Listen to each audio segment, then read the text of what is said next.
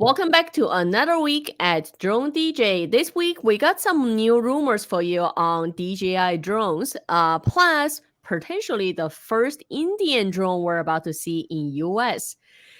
There is a new drone delivery mailbox, and I have to say I've got a good feeling about this one. And lastly, we have video of the week to share with you, sort of a impressive drone landing. I'm leaving that as a question mark, so I guess we'll see. Let's kick off with rumors on new DJI drones. Let me share my screen and Kirk, let us know what you think. So the latest thing out of the rumor mill, which happens, we just felt like we just got out of one with Avata. Now we have back to the Mavic 3 and Mini 3 is the possibility of a Mavic 3 Classic and a Mini 3 like non-pro version of the drone.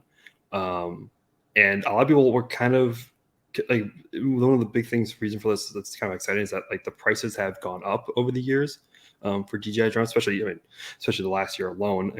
We went from a couple like $500 or so to $900 for the the Mini 3 Pro from the Mini 2. So seeing some of that's going to be hopefully cheaper by way of removing the obstacle avoidance sensors is actually something that I already know people in the market for. I was hanging out with some buddies down here for the Artemis 1 launch yesterday, and we were flying the Mini 3 Pro, and they loved it, but they don't want to spend $1,000 on a drone, and having something without obstacle avoidance would be cheaper, would be up their alley. So I wonder, if they really move forward, if the rumors were true, then would DJI stop production of the Mini 2 completely? That would make sense to replace the Mini 2 out of the lineup, because that's kind of the only reason why it's still in there is to hit that. And that my other cheaper price question point. is, would they still keep on producing Air 2S? I mean, if they drop the Mavic 3 price to that point. That's my concern. I think the $2,000 price point of the Mavic 3 actually makes sense. It's a professional camera. I mean, if you're buying the Mavic 3, you should be making money off the Mavic 3. Like, you shouldn't be buying it for just to have the most expensive drone. Like, you should definitely buy it if you want to have the money. most expensive drone, you can always go for Mavic 3 Cine or exactly. Potentially new Inspire 3. Yeah, the Mavic 2 makes sense at that price point at $2,000. Then you have the just over $1,000 Air 2S. I would rather just see an Air 3 versus a Mavic 3 Classic, because the rumor is that they could take out the zoom lens, which we talked about. You can't really do a lot with it. I kind of like it for some photography scenarios. You do want to zoom in and you don't want to use digital zoom, so that permanent 7x is pretty nice to have. But I would rather just make a Mavic, just make an Air 3. Like, just $1,600 is probably, we've seen the prices go up for every drone that's come out. Like, it's gonna cut. The Air 3 is going to be more expensive than the Air 2, which is how inflation works. This is the year of threes, right? So who knows? It is the Year 3, so it would make sense. It's not on the roadmap. It'll probably. This also wasn't on the roadmap either for the end of 2021 that we saw. So the chance of it actually coming out, I think, is slim. Like, I think all the rest of them have been on the roadmap other than the enterprise stuff. So it doesn't really make a lot of.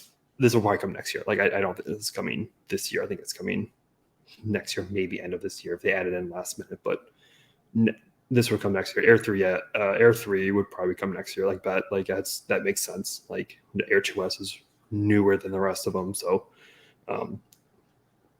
I guess around a little bit longer. I mean, these are still just rumors, right? Yeah, they're still just rumors. I mean, the thing is, like, a Mavic 3 Cine, Mavic 3 Classic. I mean, it's just doesn't really make sense to hit a lower price point when you can just elevate just refresh the Air 3, which is kind of meant for that price point. Right. But I mean, if they really want to crash competitors, obviously, if they really want to knock Autel's Nano out of the lineup, remove the obstacle avoidance and make the Mini 3 base and put it at $600, and that will. I mean, even with Nano Plus having obstacle avoidance, I would bet a bunch of people would rather go with the DJI Mini 3, because the Mini, even the software on the DJI side, even if it does have its flaws, like, it's far superior than what Autel's put out so far, just because the Autel Sky app's a new app. Like, it's going to have a lot of bugs, a lot of issues, a lot of problems. And the DJI, Fly app is rather, you're not going to have, firmware updates happen. Like they work. I'll tell on the other end, I still have failed firmware updates from time to time. Sometimes they just pause at 99%. Like yesterday on a battery firmware update would not finish, which was really annoying. So I should totally see if they really want to just crush Autel, this would be the way to do it. Then I they love will have Autel. I love the CEO, but, just not the product. The product is not their. I mean, it's their first iteration, so give them some slack. But the second generation should hopefully be better. As I always like to say, we are waiting for competitors for DJI drone products for sure. That's true. Yeah. But in the meantime, I have to say, yes, there are challenges dealing with DJI. If you ask me, there's so many things I don't like about management and other distribution items, but I love their product. Now, what can you say? Still the best product out there. They're rock solid drones. Like you can't say that. I mean, you can't argue against DJI's rock solid drone product. And I would love to see competitors come out, and Skydio is doing that with their tracking software. I mean, I would in certain scenarios, I will, even though I don't like flying Skydios as just a hobby type day, just to fly around, but it has its uses for sure. It has its uses for tracking. Industry, yeah. The Light Plus takes phenomenal photos. That's still my go-to one for taking photos, even if this software is a little bucky from time to time, just the app-wise. But a Nano Plus, I mean, but on the mini side, the sub 250 side, there really needs to be a competitor. There really isn't. All the rest of them are either knockoffs of DJI's older drones, or just not there yet when it comes to consumer, ease of use. I guess we shall see what happens in the next few months. Yeah, next few months or next year probably. I mean, I don't expect these. Maybe I can totally see the Mini 3 maybe coming out this year as a last minute. Let's try to find a way to make the Mini 3 lineup cheaper. That's what happens to the Air 2S. It happens sort of at the end of the year. I can totally see that happening, just because if it's just the same drone, they just don't add in the obstacle avoidance, and I think we talked about maybe a cheaper chipset on it, so you're not going to probably be getting 10-bit raw. No 10-bit, right? Maybe 8-bit. That would make a lot of sense. And you could probably even get away with just using the same. Maybe you need a little more beefier chipset than from the Mini 2. And if you really want to reduce the price, probably go with the N1 controller, right? Don't put in the don't put in the DJI RC. Yeah, I guess you could do that as well. You want to use, what is it, 03 or something? You would use 02 or something like that, right? A not as. I mean, if you're just using it, we might as well put the same thing in everyone else has. I can't see how that's gonna really. It would make it cheaper, but it would. If you just bring everything down to be just the same manufacturing line, the same manufacturing line. All you have to do is not put in the obstacle avoidance. That would probably lower the price and lower the weight.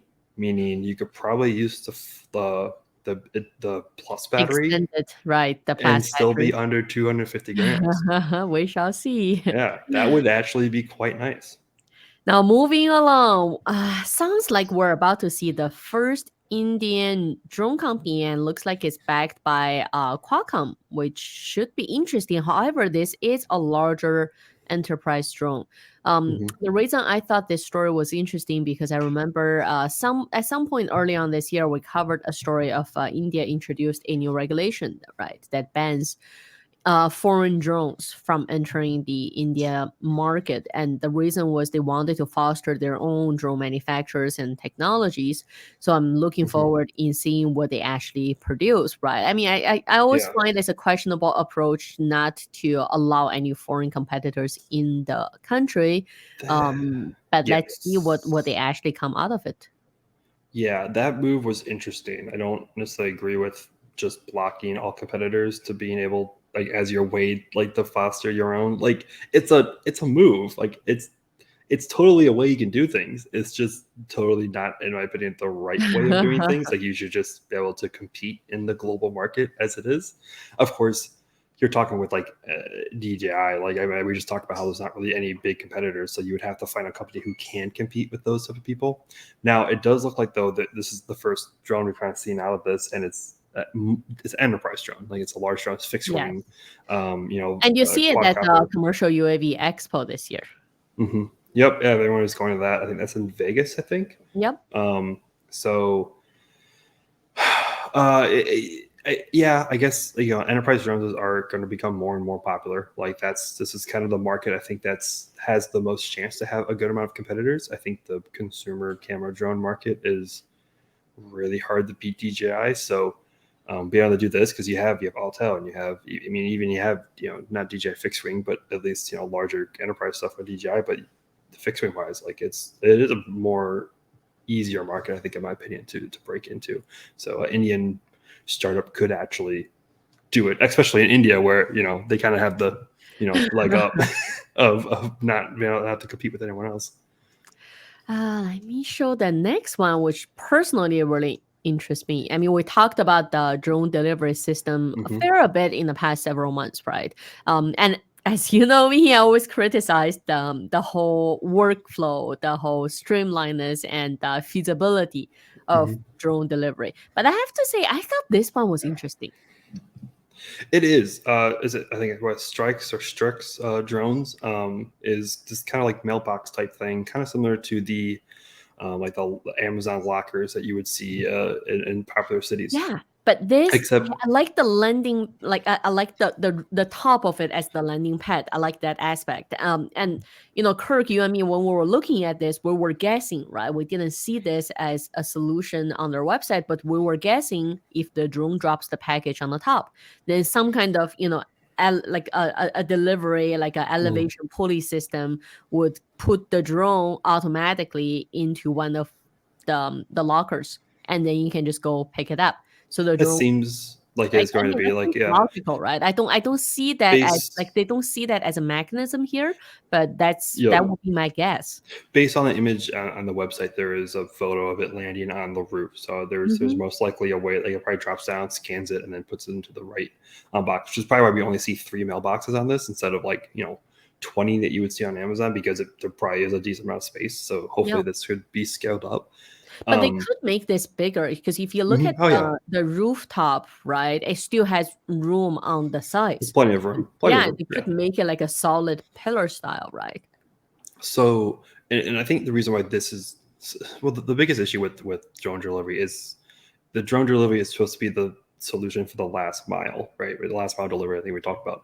But now the new issue is the last feet. Like, how do you can get it to the house, but how do you land it, and how do you get it to the door? And so pretty much the way that this is doing that, it's just negating that issue by not taking it to your house. It's just taking it to a local location, which like again your community mailbox, right? It adds in another, and stuff like apartment complexes where you already have to walk to your mailbox, or communities where they have like a HOA that has apartment complexes. If you put this on a rooftop, you don't even have to worry about the ground level, right? Just drop it on the roof. Yep. Yeah, I totally see this working in like a lot of those places. I mean, but in where you already own a house and you have a mailbox, like it doesn't really solve that problem, because they already kind of they want it to their house. They don't want to go out to a locker and have to pick it up, and it's the same problem over again. But this is something you can easily just set up at apartment complexes, at gated communities, stuff like that, where you kind of have a system like this already in place. You just kind of build a new one. I wonder something like this, if it would work better for things like food delivery, right? If it would be faster 100%. than, like if you go straight from restaurant to the house, if it will be faster than a driver. You can put little heaters or coolers in there. Like if it's hot, hot food, you can say it's hot food, so keep putting the warmers on. If it's like time sensitive, you're getting ice cream delivery, you turn the cooler on, and it probably refreezes the ice cream. But instead of the ice cream truck that's going around in the summer, you have the ice cream drone. It just hovers over. It just actually, you know what? I like that idea. I like the ice cream drone around idea. Your house, and it blares at you like music until you come outside and say no, yes. Yeah, I like that. Okay. I'm sure there's okay. I think there's a new business in the making.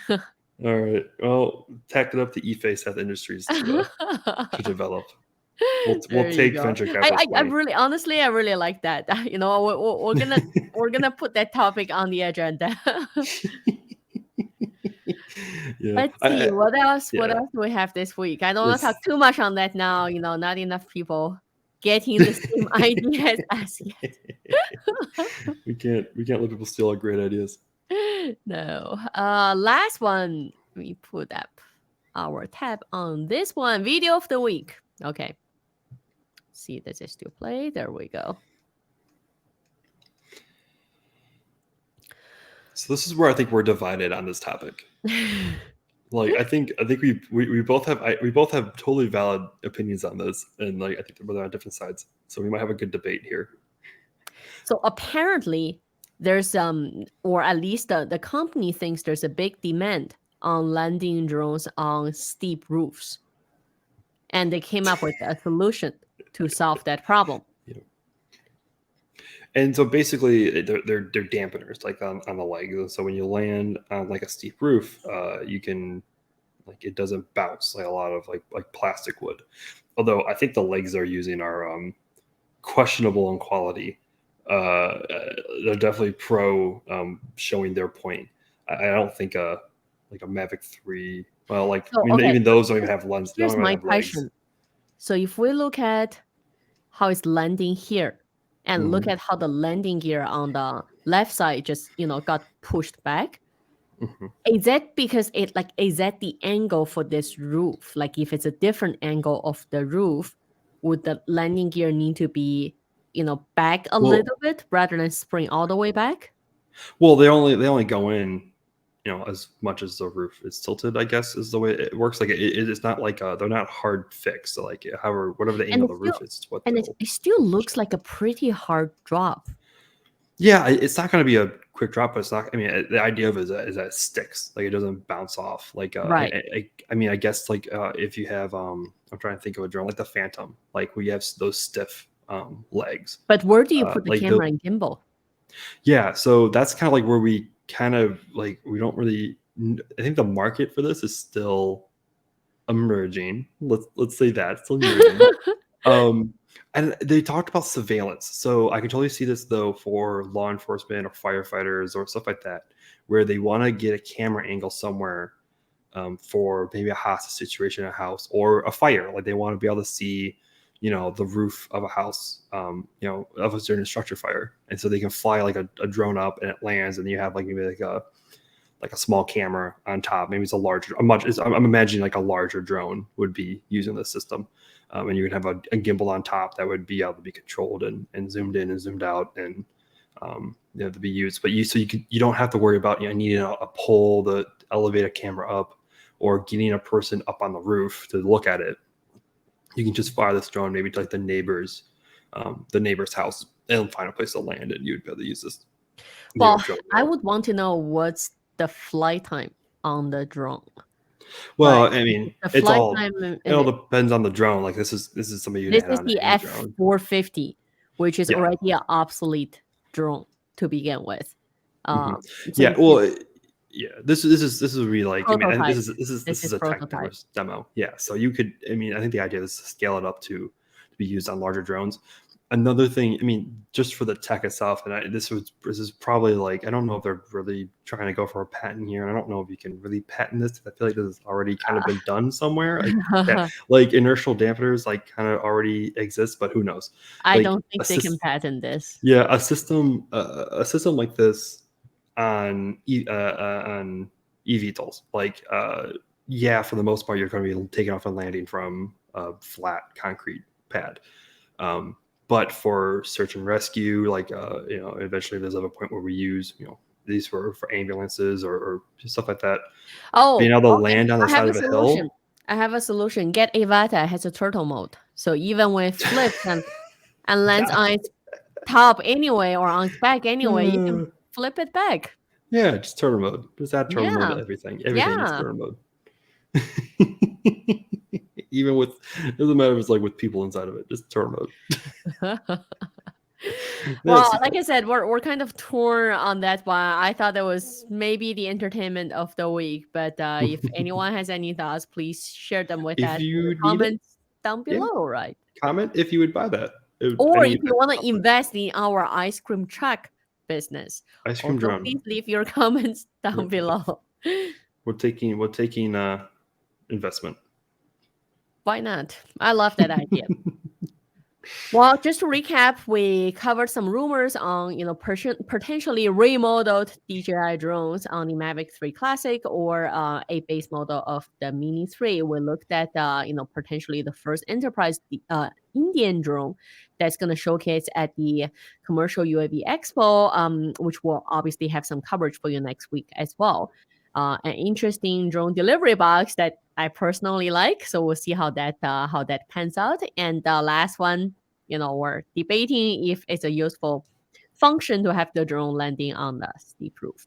That's all the news we got for you this week, and I will look forward to seeing you back here next Friday.